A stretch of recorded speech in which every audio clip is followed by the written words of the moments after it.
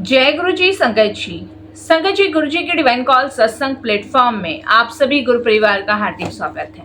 शुक्राना गुरु जी महाराज का कि उन्होंने ये सेवा मुझे दी कि मैं आप सभी गुरु परिवार के समीप आके गुरु जी के कल्याण महिमा अनुभव का वर्णन कर पा रही हूँ। अनंतम शुक्राना मेरे गुरु जी महाराज का। आज का सत्संग बहुत ही प्यारा, बहुत ही खास है, तो ध्यान से सुनिएगा, अंत तक सुनिएगा। गुरु जी के मंत्र जाप से सत्संग की शुरुआत करते हैं। ओम नमः शिवाय, शिव जी सदा सहाय। ओम नमः शिवाय, गुरु जी सदा सहाय।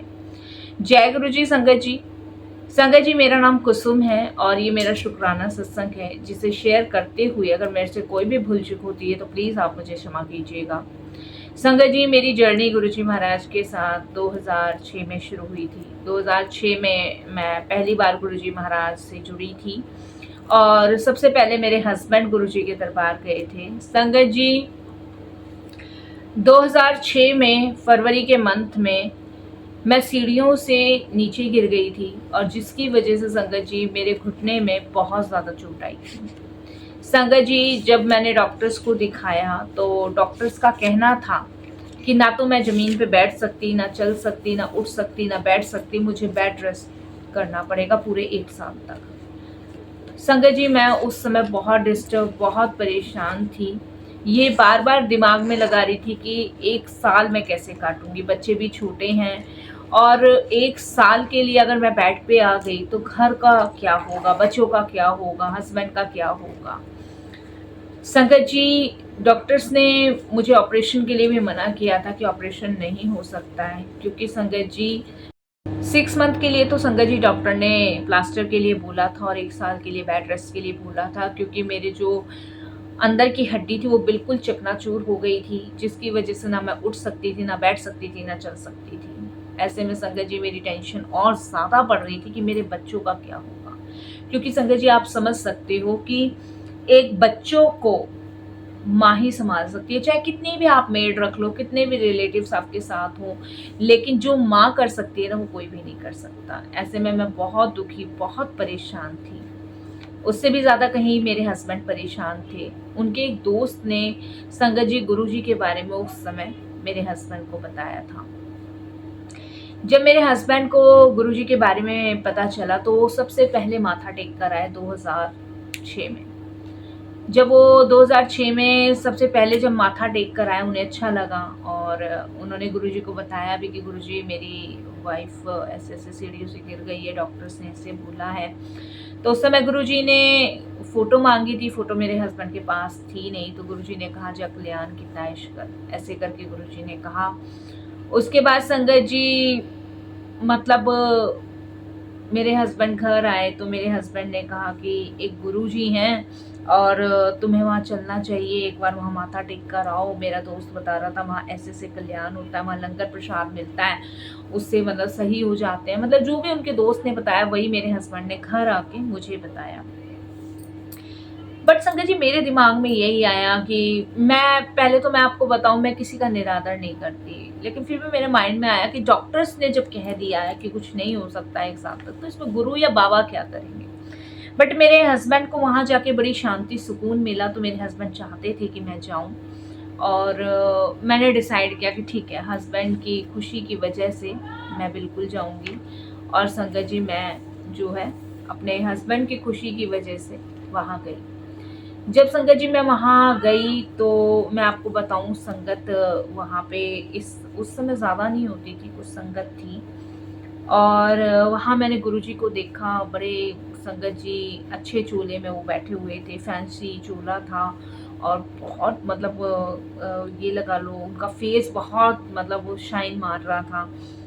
तो एकदम से मेरे माइंड में आता है कि भाई ऐसे कोई गुरु थोड़ी ना होते हैं और मतलब ऐसे कैसे गुरु हो गए, इतने अच्छे कपड़े पहन रखे हैं, मतलब बड़ी चीज़ें, मतलब वही चीज़ मेरे माइंड में जो बार बार आ रही थी। तो संगत जी मुझे उस समय मेरे हस्बैंड व्हील चेयर पे लेके गए थे और उसके बाद संगत जी जबकि मुझे रेस्ट बताया था, बड़ी हिम्मत करके मैं वहाँ गई। तो वहाँ पे संगत जी सबने प्रणाम किया, मैंने भी गुरु जी को प्रणाम किया। तो संगत जी जब मैंने प्रणाम किया तो उस समय गुरुजी ने कोई जवाब नहीं दिया और लंगर का आदेश किया। लंगर करने के लिए गए तो वहाँ एक थाली में उस समय 4 जने खाते थे।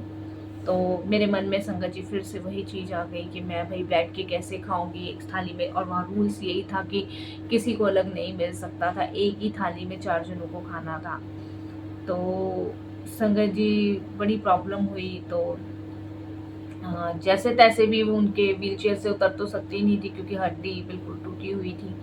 तो जैसे तैसे संगत जी वहाँ लंगर किया। लंगर करने के बाद संगत जी फिर क्या होता था कि जब लंगर कर लेते तो गुरुजी की आज्ञा लेने आना पड़ता था। तो लंगर करने के बाद गुरुजी की आज्ञा, हाथ वाथ धोकर गुरुजी की तरफ आए।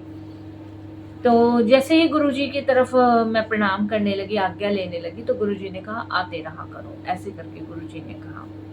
तो उसके बाद संगत जी हम लोग वहाँ से घर निकल गए बड़े मंदिर से। जब बड़े मंदिर से संगत जी हम घर निकले तो आप विश्वास नहीं मानोगे, पूरे रास्ते बस मैं यही सोचती रही कि क्या हुआ, कुछ भी तो नहीं हुआ, मंदिर के भी तो दर्शन करते, क्या होना है, कुछ नहीं होना, जो भाग्य में होता। मतलब बड़ी चीजें मतलब माइंड में चल रही थी और बड़ा कुछ मैं अपने लिए सोची थी। क्या हुआ, मंदिर में तो गए थे, क्या हुआ, कुछ भी नहीं हुआ, लंगर किया, और बड़ी चीजें संगत जी माइंड में मेरे डिस्टर्ब कर रही थी। घर गई, घर जाने के बाद संगत जी मेरे घुटने में ना बहुत ज़्यादा पेन शुरू हो गया, बहुत ही ज़्यादा पेन शुरू हो गया। इस बात को लेके मेरे हस्बैंड के बीच मेरे बीच झगड़ा हुआ। मैं अपने हस्बैंड को कहने लगी मैंने आपको मना किया था कि मेरे को नहीं जाना, मुझे इतना दर्द हो रहा है, पेन हो रहा है। तो मेरे हस्बैंड कहते हैं कि कोई बात नहीं, डॉक्टर के पास ले चलता हूँ। तो मैंने कहा नहीं नहीं, डॉक्टर के पास अब क्या लेके जाना है, अपने गुरु के पास ही लेके चलो, वही ठीक करेंगे।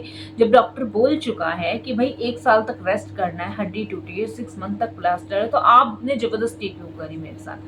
क्योंकि मेरे हस्बैंड ने मुझे फोर्स किया था गुरुजी के पास जाने के लिए। मैं आपको बताऊं, कनेक्शन नहीं था उस समय तक।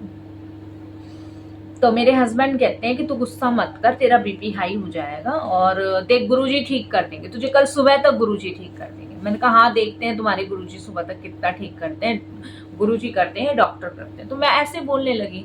रात मेरी बड़ी मुश्किलों से कटी, बहुत मुश्किलों से कटी, और सुबह के करीबन 5:30 बजे के आसपास मेरी आंख लगी होगी। जब 5:30 बजे के आसपास मेरी आंख लगी, और संगत जी तो मैं क्या देखती हूँ कि जहाँ मैं सोई हुई हूँ वहाँ पे गुरुजी महाराज जो हैं आए हैं, और उन्होंने मेरा जो है प्लास्टर काटने की कोशिश की है।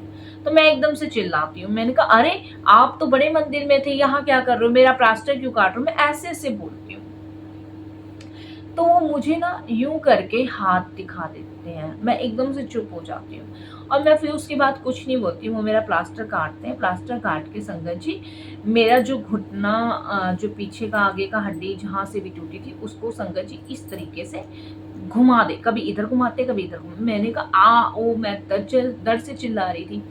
5 मिनट तक संगत जी यही चलता रहा। उसके बाद गुरुजी जो है संगत जी अपने एक झोले में से कुछ लिक्विड सा निकालते हैं, वो मेरी घुटने पे डालते हैं, और ऐसे करके घुमाते हैं, और फिर मेरे सर पे रखते हैं, और संगत जी वहां से चले जाते हैं। मैंने कहा ये क्या था क्या नहीं था, और मैं गुरुजी चिल्लाती हूँ, और मैं गुरुजी चिल्लाते हुए संगत जी सो जाती हूँ। ये सब ड्रीम में देखा। नेक्स्ट डे संगत जी सुबह जब मैं उठी तो मेरे घुटने में और ज्यादा दर्द, बहुत ही ज्यादा दर्द, बहुत ही ज्यादा दर्द। मैं अपने हस्बैंड को कहने लगी कि रात मैंने तुम्हारे गुरुजी का सपना देखा था, ऐसे ऐसे देखा था, अब मैं कहीं नहीं जाऊंगी, ये है, आप मुझे डॉक्टर के पास लेके चलो। मेरे हस्बैंड संगत जी मुझे डॉक्टर के पास ले गए। अब जब डॉक्टर के पास ले गए, डॉक्टर ने संगत जी प्लास्टर काट के फिर से एक्सरा करने के लिए कहा मेरे हस्बैंड को। उन्होंने कहा अभी तो नहीं कटना था, प्लास्टर पक्का प्लास्टर है, लेकिन डॉक्टर ने फिर काटा और मेरा एक्सरा किया।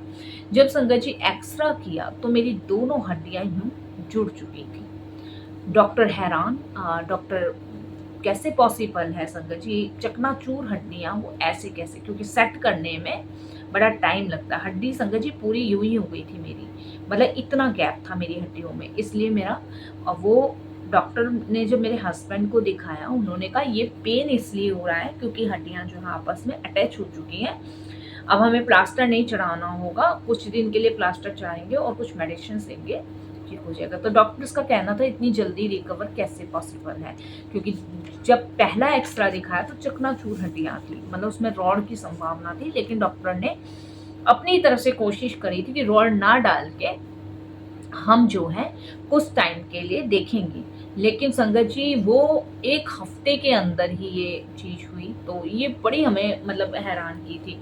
तो कुछ-कुछ तो संगत जी मुझे भी समझ आ रहा था कि वहाँ लंगर किया था, कल रात ऐसे हुआ था, ड्रीम हुआ था। अब संगत जी डॉक्टर ने मुझे घर भेज दिया। घर आए और घर आने के बाद मैंने अपने हस्बैंड से कहा कि आप मुझे फिर से गुरुजी के पास लेके चलो, मैं वहाँ जाऊँगी। जैसे-तैसे मुझे संगत जी बड़ी मुश्किलों के साथ मैं गई गुरुजी के दरबार। जब मैं गुरुजी के दरबार गई और मैंने वहाँ माथा टेका। माथा जब मैंने वहाँ टेका तो संगत जी उस समय कंडीशन नहीं थी। लेकिन गुरुजी क्या दिखाते हैं मुझे कि मैं गुरुजी के चरणों में लेट के माथा टेक रही हूँ। आप उसके बाद संगत जी मतलब वहाँ मैं देखती हूँ कि मैं गुरुजी के चरणों में माथा टेक रही हूँ और संगत जी मतलब ये सब मेरी आँखों के सामने ना चल रहा है। और उसके बाद संगत जी 5 मिनट बाद ही वो सीन मेरे आँखों के आगे से हट जाता है। मतलब मैं गुरुजी के चरणों में माथा भी टेक के व्हीलचेयर पे बैठी हूँ, जबकि ऑलरेडी बैठी हूँ, लेकिन गुरुजी वो सारी चीज़ मुझे दिखा रहे हैं। वो मेरे लिए आज भी एक ड्रीम है। वो चीज़ मैं नहीं समझ पाऊँगी, कभी भी नहीं समझ पाऊँगी कि उस दिन गुरुजी ने क्या दिखाया, क्या दिखाना चाहते थे, मैं नहीं समझ पाऊँगी। उसके बाद लंगर किया, जल प्रसाद पिया। गुरुजी ने मेरे हस्बैंड को लोटा ब्लेस कराने के लिए कहा। मैं लोटा मेरे हस्बैंड लाए, ब्लेस किया। गुरुजी ने उसका जल प्रसाद पीने को कहा और नहाने को कहा।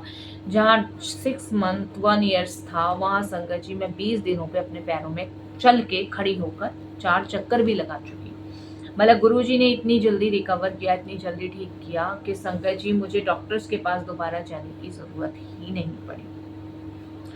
तो मैं यही कहूँगी संगत जी कि हम जो सोचते हैं ना, हमारी सोच से भी कहीं ज़्यादा परे गुरुजी सोचते हैं और गुरुजी हमें वही चीज़ देते हैं जो हमारे लिए बेस्ट होती है, जो हमारे लिए सही होती है। संगत जी कहाँ 1 साल, कहाँ 6 मंथ और कहाँ 20 दिन। तो ये लगा लो संगत जी 2006 में ये हुआ था फरवरी के मंथ में और 2006 में ही गुरुजी ने मुझे चलना फिरना सिखा दिया था। तो एक नई लाइफ गुरुजी ने ब्लेस करी। बहुत-बहुत शुक्राना। तो मैं यही कहूँगी संगत जी कि गुरुजी स्वयं भगवान हैं। वो सब कुछ कर सकते हैं, वो सब कुछ कर सकते हैं। वो ये लगा लो संगत जी मरे हुए इंसान को भी जीवित कर सकते हैं, लेकिन आपका विश्वास, श्रद्धा, भरोसा होना चाहिए। और उसके बाद मेरा कनेक्शन गुरुजी से बहुत स्ट्रॉन्ग है, आज भी स्ट्रॉन्ग है। गुरुजी से कनेक्ट हूँ, काफ़ी ज़्यादा कनेक्ट हूँ। गुरुजी पे ट्रस्ट है, विश्वास है, पूरा विश्वास है, सब कुछ उन्हें सौंप रखा है। और गुरुजी से यही कहती हूँ कि गुरुजी ऐसे ही अपने चरणों से लगाए रखना, जोड़े रखना, अपनी कृपा बनाए रखना। आपका बहुत-बहुत शुक्रियाना। यही वाणी को विराम देती हूँ। ओम नमः शिवाय, शिव जी सदा सहाय। ओम नमः शिवाय, गुरुजी सदा सहाय। संगत जी बहुत ही प्यारा सत्संग था, बहुत ही ब्लेसिंग फुल सत्संग था। आंटी ने बहुत शॉर्टकट में ये हमें भेजा है। मैं तो चाहती थी पूरी जर्नी आंटी एक्सप्लेन करें, लेकिन आंटी का कहना है कि जितना गुरुजी शेयर करवाते हैं, जितना गुरुजी बुलवाते हैं, वो उतना ही शेयर करती हैं। आगे भी शेयर करती रहेंगी, ऐसा नहीं है। बाकी संगत जी मैं यही कहूँगी कि ये बात सच है। विश्वास, श्रद्धा, भरोसा। जल प्रसाद, लंगर प्रसाद में बहुत शक्ति है, बहुत ताकत है। विश्वास, श्रद्धा से खाइए और अपनी ज़िंदगी की भागदौड़ गुरुजी के हाथ सौंप दीजिए। फिर आप देखिए कोई कष्ट आपको छू नहीं पाएगा। और सावन का महीना है, भोलेनाथ पे जल चढ़ाइए, गुरुजी को प्रसन्न कीजिए, क्योंकि सावन गुरुजी को बहुत पसंद है, बहुत प्रिय है। तो जब भी आप शिवलिंग पे जाएं तो ओम नमः शिवाय, शिव जी सदा सहाय का मंत्र जाप करें। ओम नमः शिवाय, गुरु जी सदा सहाय का मंत्र जाप करें। और जितनी भी सुहागन स्त्री हैं, जो भी लड़कियां हैं, वो हरी चूड़ियाँ पहने। मैंने भी हरी चूड़ियाँ पहनी हुई हैं, तो सभी लोग हरी चूड़ियाँ पहने सावन में। सावन में बहुत शुभ ये मानी जाती हैं। तो बस मैं यही कहूँगी, इस सत्संग से हमें यही सीख मिलती है कि जैसे आंटी ने तर्क वितर्क किया, हमें नहीं करना चाहिए। और बाद में गुरुजी ने उनका तर्क वितर्क भी खत्म किया। तो सत्संग पसंद आया तो आप इसे लाइक कीजिए, चैनल को सब्सक्राइब कीजिए, वीडियो को शेयर जरूर कर दीजिए और बेल आइकन दबाना बिल्कुल भी नहीं भूलिएगा। जब भी कोई लेटेस्ट सत्संग आएगा उसका नोटिफिकेशन आपके पास आएगा। तो चलिए संगत जी मैं भी करती हूँ इस सत्संग को विराम। ओम नमः शिवाय, शिव जी सदा सहाय। ओम नमः शिवाय, गुरु जी सदा सहाय।